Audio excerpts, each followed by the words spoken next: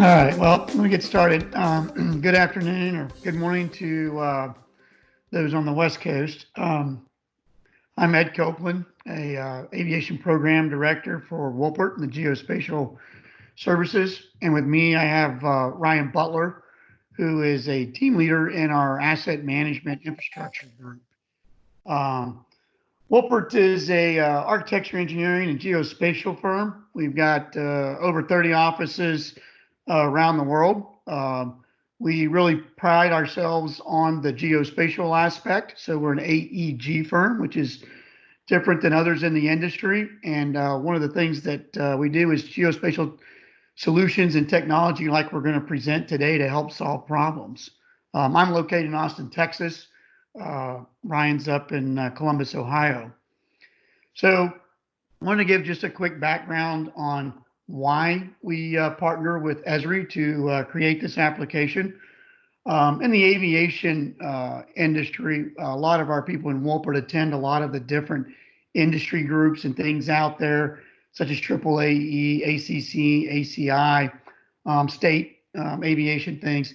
And one thing that kind of we kept hearing about was people discussing how they're going to get reimbursed for some funding. And the one thing that really showed up was how to get FEMA reimbursable expenses. What's the process? How do they track it? What do they need during this pandemic? A lot of airports around the nation have never been through the FEMA assistant process unless you're sitting by a place that's prone to tornadoes or hurricanes or earthquakes or something like that. But a lot of airports have never tried to ask for this reimbursement. So we looked at it and figured this was a value added type tool that we could provide to the industry for free with the FEMA reimbursement of 75 cents on the dollar. Um, so with that, I'm going to just quickly go over what the application is, and we can talk about how you get access to it and all of those things after we do the demo. So the application, like I said, is made for FEMA reimbursement requests.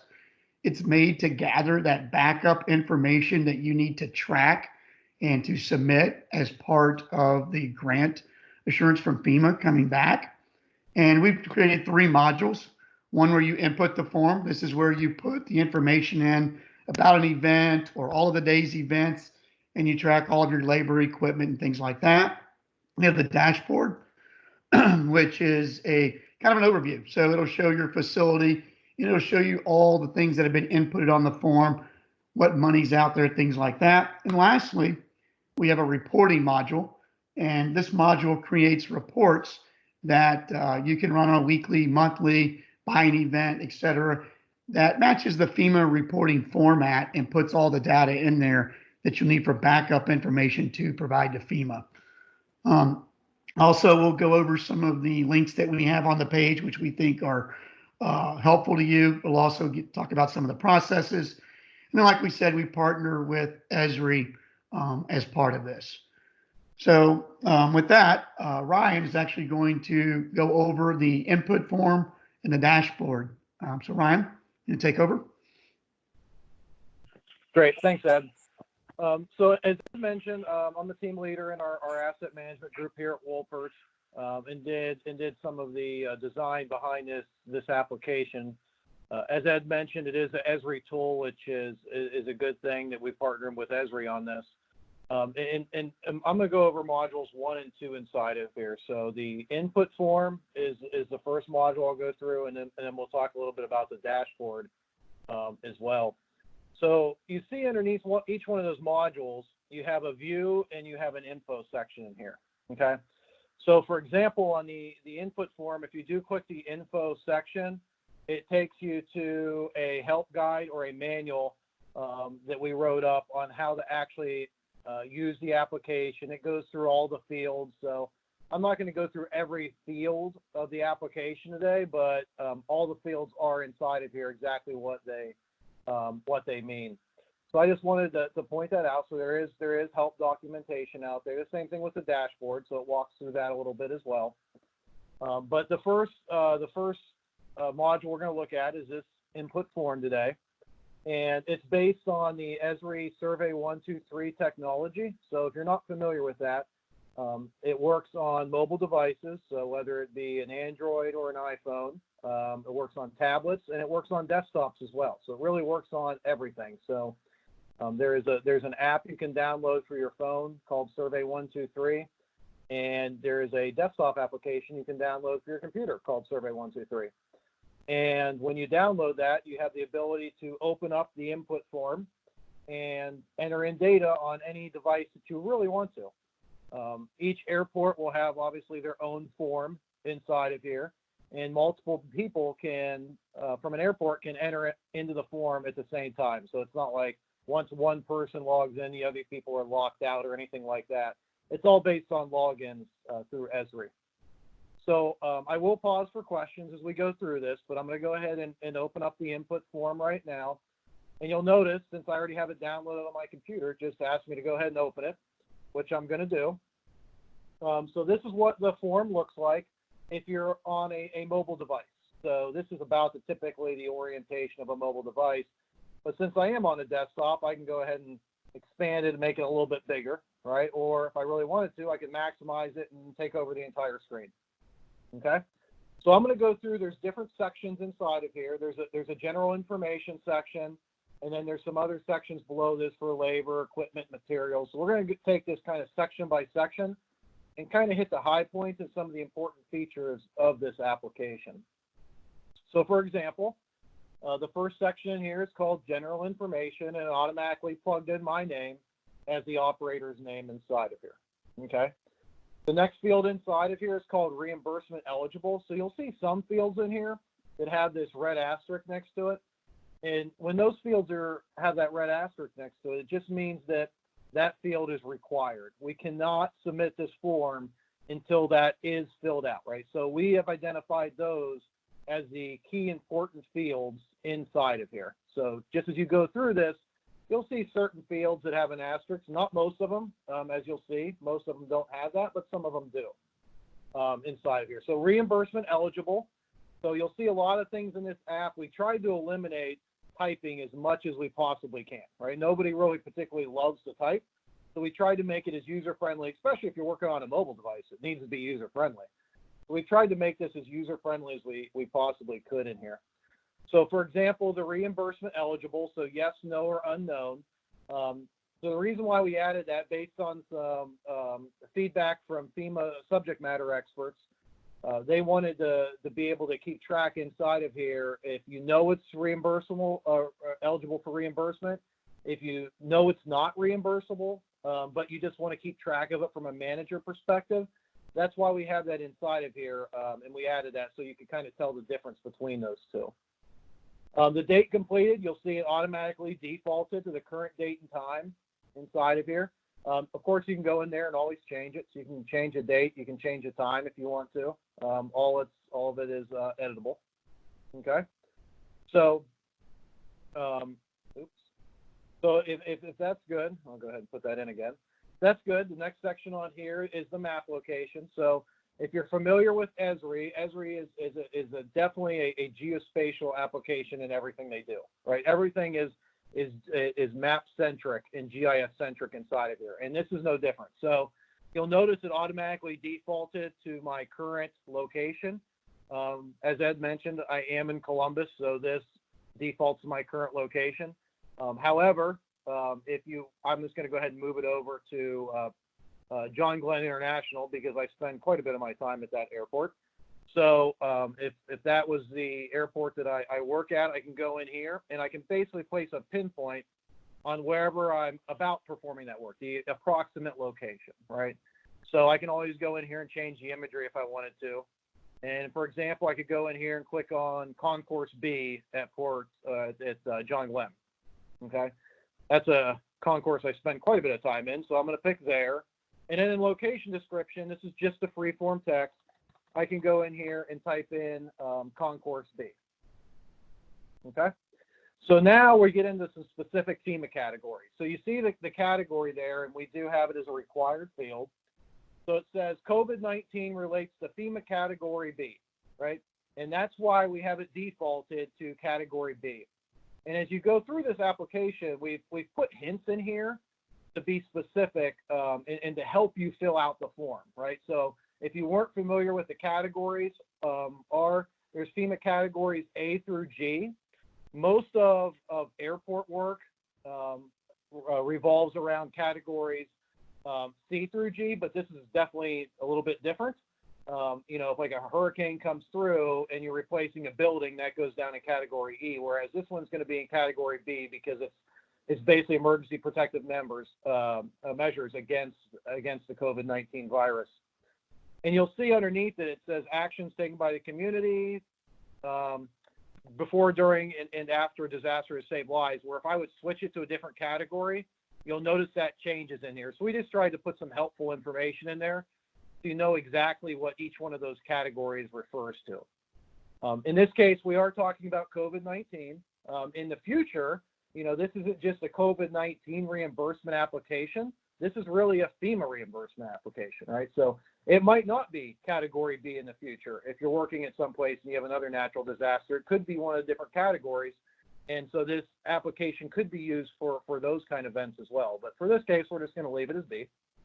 And then subcategory, if we click on the drop down over here, this is strictly from FEMA too. So this is related to COVID-19. FEMA released a set of categories that you're eligible for reimbursement for, and that's basically what these categories are. So one of the popular ones now is probably disinfection. So you can see how I type in there, and it actually narrows it down. So if there's a bunch of different fields in here, whereas if I start typing in, disinfection, it narrows it down to what we want, and we can just click on the disinfection of public facilities, which is what I'm going to leave in here. And in description of work, I'm going to go ahead and type in clean tables and floor. Okay. The last section in this general information for pictures and receipts. So if you want to take a picture of the work you're doing out there, maybe a before and after picture. Down below, we're going to talk about things like materials, when you have to go out and buy materials or rent equipment, and you have a picture of the invoice or a picture of the receipt. You can either go in here and take a picture of it right there on the spot, or you can always upload a document to this record, so it's always available with that record in the future too. On a lot of these sections, you will see as well, there's a trash can and there's a plus icon. That's basically a repeat. So if I wanted to add one picture, I could just add one picture inside of here. So I could go in here, or I could grab my file if I wanted to, grab any kind of picture I want. Okay. And then if I wanted to add another one, I could just click the plus icon and I could keep cycling through and through and through.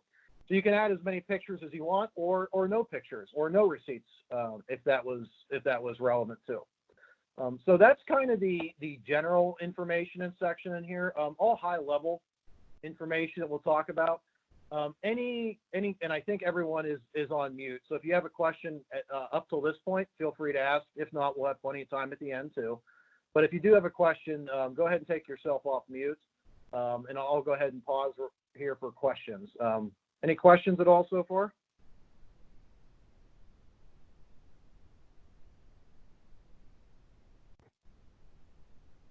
Okay, so if there's no questions, I'll go ahead and continue. So the next sections you'll see in here are all related to FEMA reimbursement, right? So labor, equipment, rented equipment, materials, contract work, and donated resources. And you'll see these are all kind of grouped in different, or all grouped together in different sections. And you can enter as little or as much of this as if you want. So if you just bought materials and that's all you needed to enter, just go right to the material section and enter it.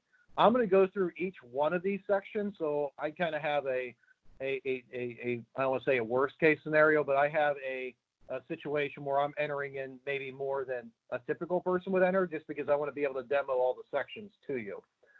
So if I go into the labor summary, and you'll see underneath each one of these, it includes a little bit of a helpful information about what that section is about. So only includes activities outside of normal job descriptions related to FEMA expenses, right? And then it gives a little bit of information on there as well. So that's directly from the FEMA documentation. We just wanted to put a little bit of information in there. If you're not you're not typically sure, what the labor section is about when it comes to FEMA reimbursement. That's why we wanted to add that in there.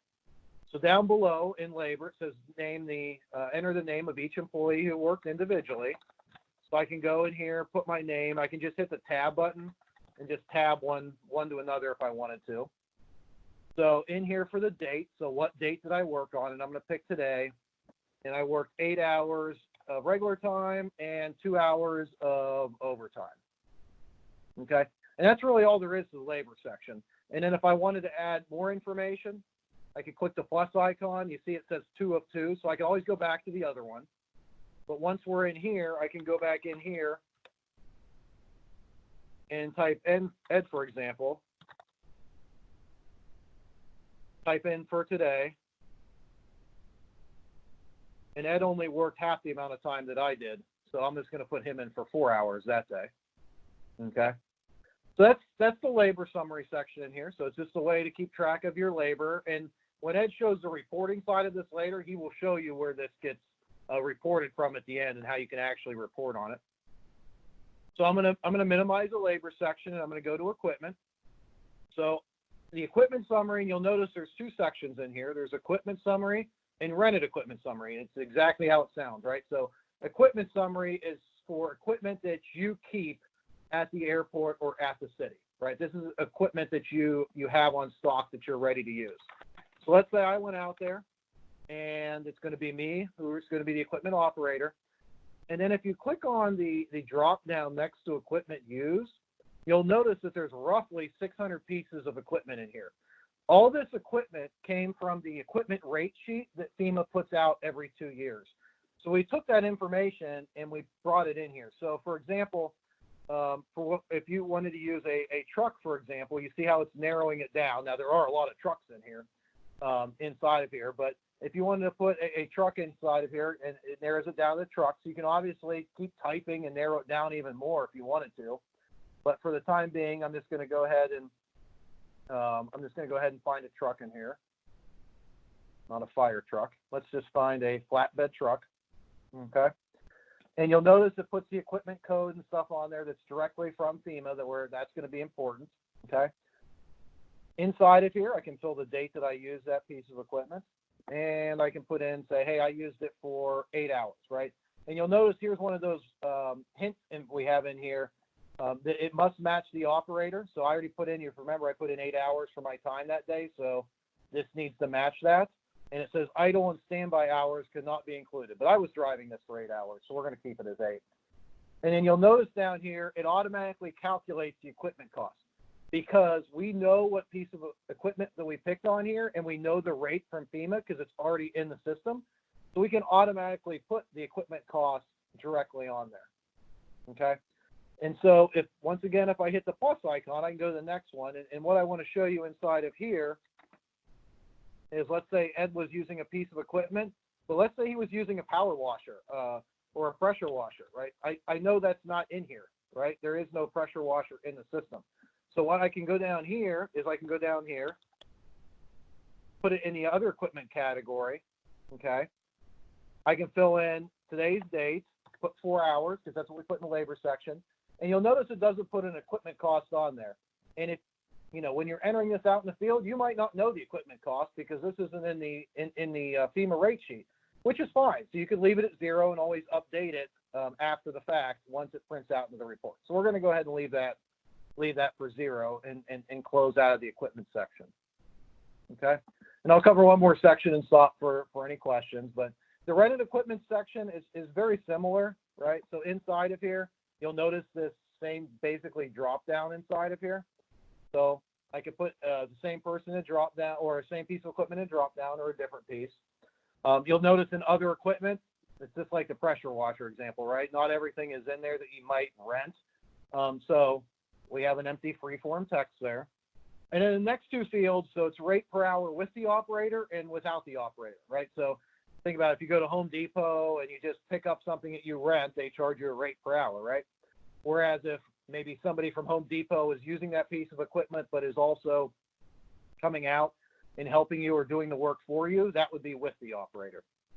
So let's say in this case, They charged me $45 an hour to use this piece of equipment, and it was 4 hours. Okay. And I started the work today. I ended the work today. And let's continue with the Home Depot theme in here. So Home Depot theme in here. If you have an invoice number, you can put that in. And all these fields come from the FEMA equipment sheet that you're going to see in a little bit. That's why we have those fields on here. So I rented it today, and I didn't use a check number. So you can see by my simple math, right? So $45 times 4 hours I used it, it automatically put $180 in there for the equipment rental costs, right? So similar to the equipment section above, it's just on the rental side, okay? So I'm going to go ahead and minimize the rented equipment, and I will go ahead and stop there for any questions. Does anybody have any questions up to this point before I move on? Ryan, there's a question in the chat. Sure. It says, is there an ability to add an additional operator on the same account? Additional operator on the same account. So I imagine up here, and so one of the things, yes, you could put, this is just a free form text that you could put in there, but and Ed, feel free to add, but what we've heard from the FEMA subject matter experts, and just like up above here, that's why I put in a comment of enter the name of each employee who worked on the project individually. You're not able to put like 5 people in here and put the total hours that they work. That FEMA does not like that. Anything that you wanted to add to that? Yeah, so you can put in the labor summary, if you had 4 people working and one operator ran the equipment for 4 hours and another operator ran it for 4 hours, but they were on site for 8 hours, then you can do that. You can just add another operator name here, Don Smith, and he could be 4 hours, and then I could be 4 hours. And so as long as the hours are at the same time as the labor site, it's an acceptable into FEMA. So you can just keep adding operators as long as you've got them in the labor summary above for the event. Does that answer your question? Yes, it does. Thank you. Okay. A good question. Any other questions so far? Thank you, Ed. I'm not looking at the chat window, so I'm not going to see his questions come in there. Okay, so let's go to the last 3 sections in here. You're going to start to see a trend on what these sections look like because they're very similar, right? So material, it's exactly how it sounds, right? So if I go back out there, Lowe's, or in this case, what I meant to type in, Lowe's, and we went out there and bought cleaning spray, okay? And we bought 20 gallons at $14.95, and we bought it today, and we used it today, and it came from invoice because we went out to buy it. You'll notice it automatically put the material cost on there. And so similar concepts, right? So we can keep going through and adding all the materials in here. Now, you remember that picture section I talked about up top? This is where it could be helpful to go ahead and take a picture of that receipt. So, you know, if anyone is like me and I lose receipts all the time, right, I can take a picture of it on the spot. So that way, you know, I make sure I don't lose it. So then when someone comes and asks me for that receipt, I'm not scrambling to try to find it, right? It's right there on the record, and it's ready to go inside of here. And as I mentioned, you can keep repeating and add as many materials in here as you would like. Okay. The contract work section inside of here.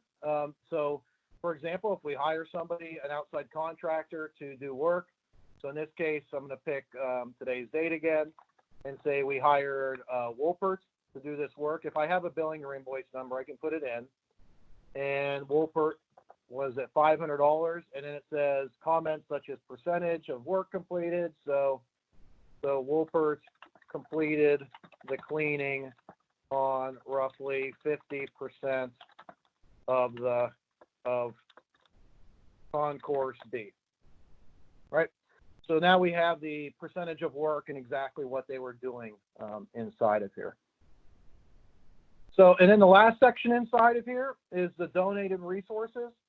So FEMA reimbursement will come on the 75 cents per dollar. So you're responsible for 25% of those FEMA reimbursement costs. However, they will let you count donated resources towards that percentage. So we added this section based on feedback from FEMA experts. So for example, at the airport, if I came in and I'm working there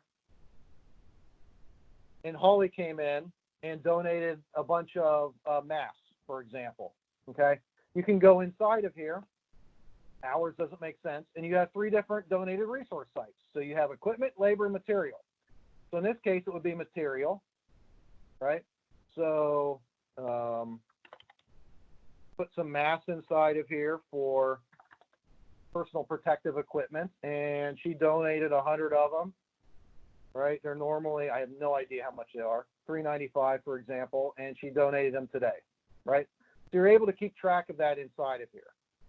And one additional one, so let's keep going with that theme in here. Let's say that I don't work at the airport, okay? And I came into a city, for example, or an airport and wanted to donate my time. So I came in on the 10th and I donated 8 hours of my labor. And you'll notice the descriptions are a little bit different in here. So let's say outside the terminal. And I was making sure people stay 6 feet apart. I was doing something, right?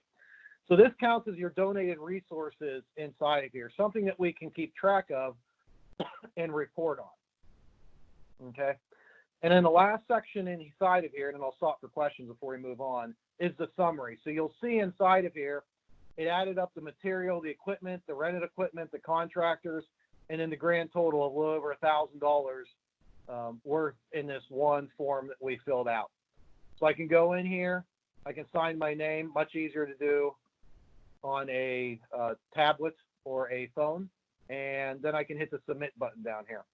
Before I hit the submit button, any questions on really anything in this form before I hit the submit button and move on to the dashboard? And I can't see the chat window, so if there's something in there, you mind reading it for me? I added one actually. Under the contract work summary, sorry, this is Lisa Carr from Grand Rapids. Thank you for doing this, by the way.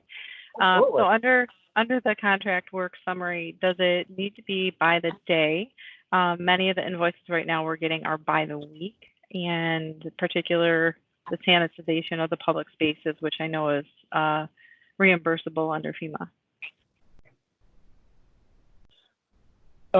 So, Ed, I'm not sure if you have a good answer for that or not.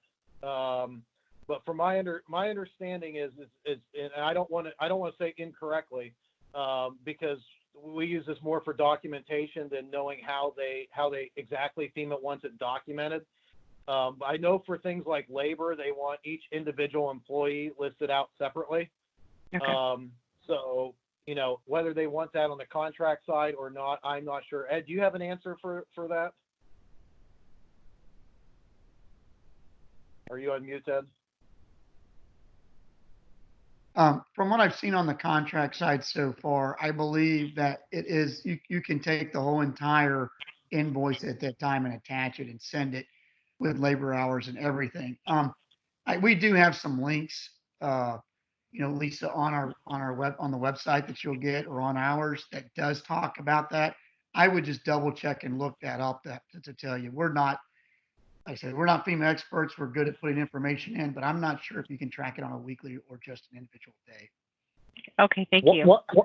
One thing we did keep hearing is if you're not sure if you need to document something, document something. What we've been told is you can't have too much documentation. And I'm not completely surprised by that. So that's one thing that we kept hearing over and over again. And I think, like we said at the beginning, this is new for FEMA as well, because this isn't a typical event, right? This is affecting everyone. So, I'm not even completely sure if FEMA knows exactly how they're going to be doing this. So that kind of leads into, make sure if you're not sure if you need to document something, document it anyways. Got it. Thank you. So if there's no other questions inside of here, I'm going to go ahead and I'll minimize this a little bit to make it look better. But you hit this checkbox down here. You can send it now. You can send it later if you want to. So if you know you're going to add something later, you could always hold on to it. I go ahead and just typically send it now because if I drop my cell phone and break it, that's kind of unfortunate. I'm going to have to enter it again. Okay. But you'll notice it puts a survey in. So that covered the entire first module in here.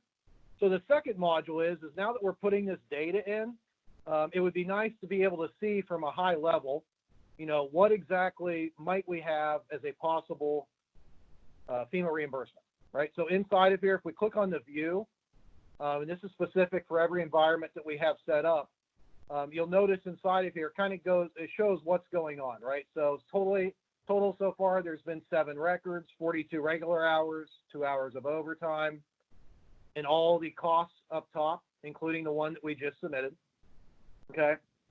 Inside of here, you have the last 25 records inside of here, including the one that I did, okay? Inside of here. And then down at the bottom, you have a little bit of analytical tools in here where you can look in to see, what kind of subcategory of work is being typically applied most. So most of it's that disinfection of public facilities inside of here. It'll look inside of here and show you, regular time or first overtime hours in here. And you notice in here the yellow at the top. So these stack on top of each other so you can kind of see the difference by date. And then the total cost expended by date too. So you can see as the date, now there's only 2 data points in here. But as you get more and more data points inside of here, it just shows more and more in here. So if you want to look from a high level without running reports and seeing what's actually going on, if someone's just curious, what are we doing at the airport internally, they can open up this dashboard as long as they have a login and see exactly what's going on. And you'll see down here, it says last update a minute ago, right? So this refreshes on a regular basis. So you can kind of see what's going on. If we'd have looked at this before I hit that submit button, there would have been 6 records and now there's 7 records inside of here, right? So it kind of just gives you a nice viewpoint of what's going on at the airport using an Esri dashboard. Any questions on this dashboard at all?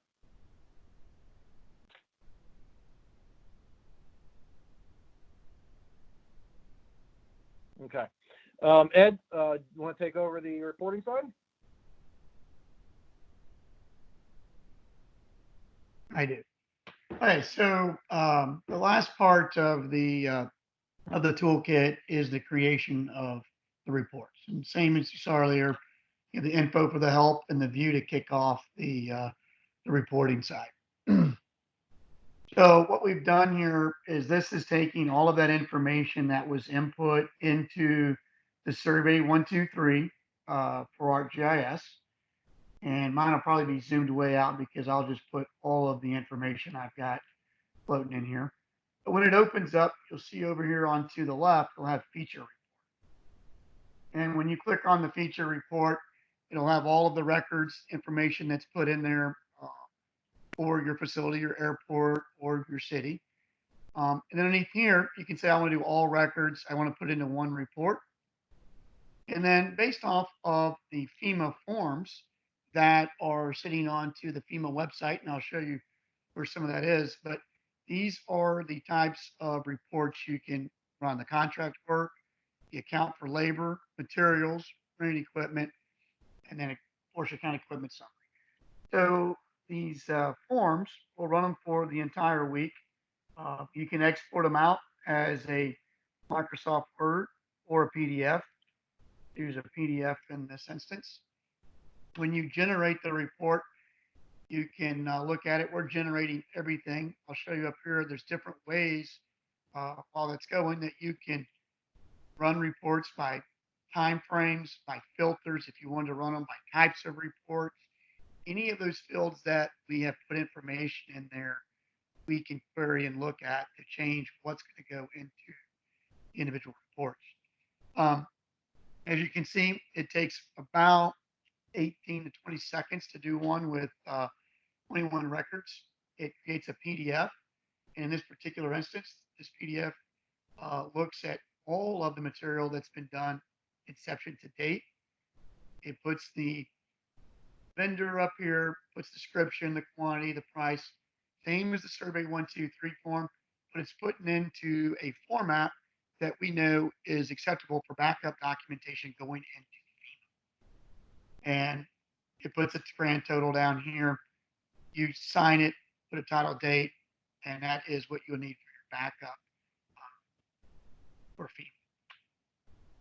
So coming back here, you can choose other reports. If I wanted to run just the contractor report, it's the same concept. You can come up here, run the report, it'll create new file.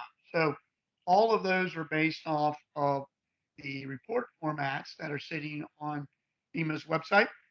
We just took the templates down and we put them into the fields to develop. So that is the reporting format functionality. It's pretty simple and straightforward. You can download the PDF and keep it, or you can download the Word doc and it goes into Word doc, which would allow you to add additional information if you need to make changes. So any questions on the reporting? Yeah, and if I could just add one thing in there, and kind of when I was giving my demo, and I mentioned, remember I put the pressure washer in there, and I said, we don't know that equipment rate we're going to use, and I didn't put anything in there. I said, we'll fill it out later. What Ed talked about there is how we can fill it out later, right? So just because it's the way you put it in the form doesn't mean someone who's in accounting or someone who handles the FEMA reimbursement, prints that out and says, oh, it's perfect, let's submit it. I mean, while that would be great, and realistically, it's probably, and honestly, it's probably not realistic, right? So they still have the ability to edit it even after the data has been sent out to the Word document, which I think is a nice feature. So just one thing I wanted to bring in from my demo into what Ed was talking about. So thank you. Yep. So any other questions on the reporting side? And lastly, we kind of want to go over, like I said, we mentioned in here, Lisa, in here, we kind of talk about the public assistance process, some of the frequently asked questions we have in here, the actual, this is the release from the COVID-19. And I think Ryan had mentioned this earlier. These are kind of what is reimbursable, or at least the topic. FEMA will make a decision on that when you submit it. But this follows exactly what's into the Survey 123 report. And then we have some industry links for airports and reimbursement procedures and what have you. Lastly, I just kind of wanted to go over a few little things. We are offering this up with the partnership of Esri. So it's for 6 months. We're hoping that it covers the pandemic. If not, we'll approach that when it happens. But that's the usual Esri offering for any FEMA type response is 6-month free licensing on their stuff.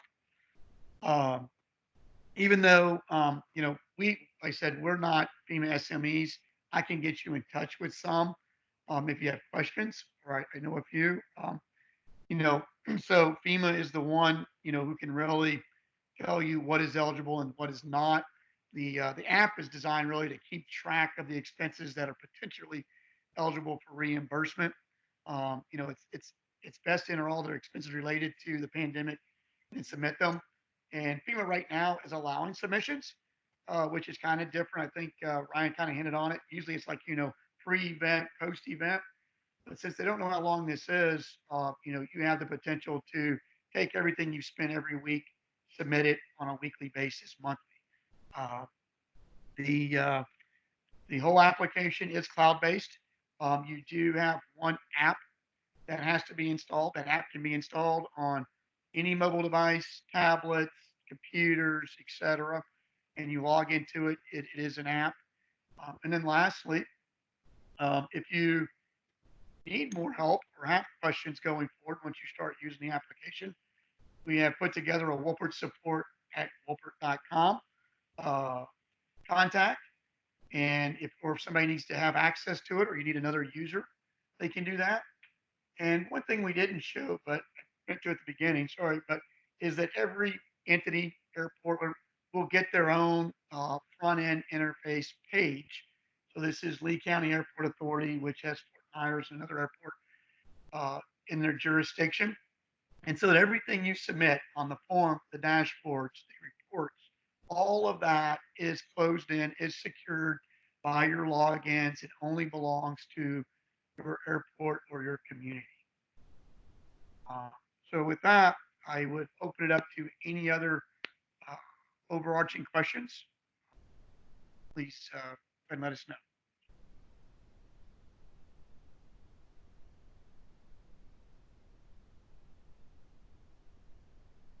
Okay. Well, like Ryan says, we kind of give it the 8-second rule. We appreciate your time. Like I said, as you start using it, reach out to us. We've got a team of people and some technical support to help you with questions or any issues arise. Contact us, and we appreciate your interest into this application. With that, I'll close out the call. Thank you all.